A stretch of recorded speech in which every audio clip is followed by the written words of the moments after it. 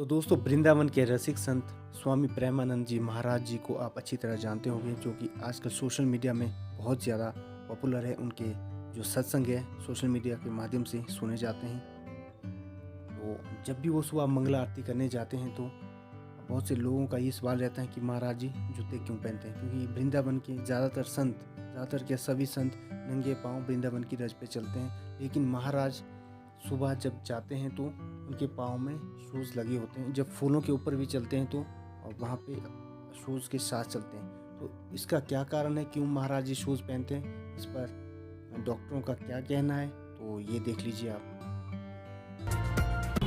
देखिए, जहाँ तक आपने किडनी की बात है तो देखो, किडनीज जो हमारी है बहुत ही हमारे एसेंशियल ऑर्गन है, एक इम्पॉर्टेंट ऑर्गन है।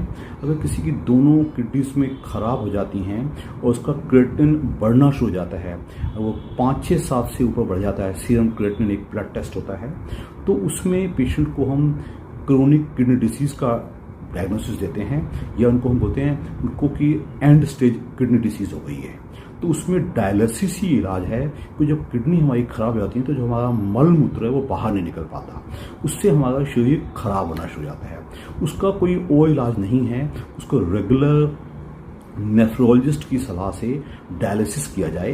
वो डायलिसिस महीने में 1 बार भी होता है, कई बार महीने में 2 बार भी करना पड़ता है, कई बार हर हफ्ते भी करना पड़ता है। वो डिपेंड करता है कि पेशेंट का जो किडनी उसका क्रिएटिनिन है वो कितना बढ़ जाता है।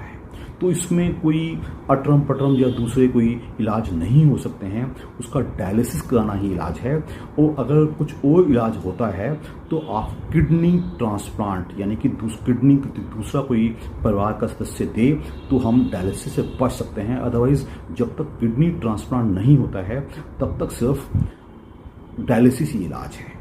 दूसरा, जहाँ तक बात है कि इन लोगों को जूता पहनना नहीं पहनना, इन बातों का बहुत ज़्यादा महत्व नहीं है।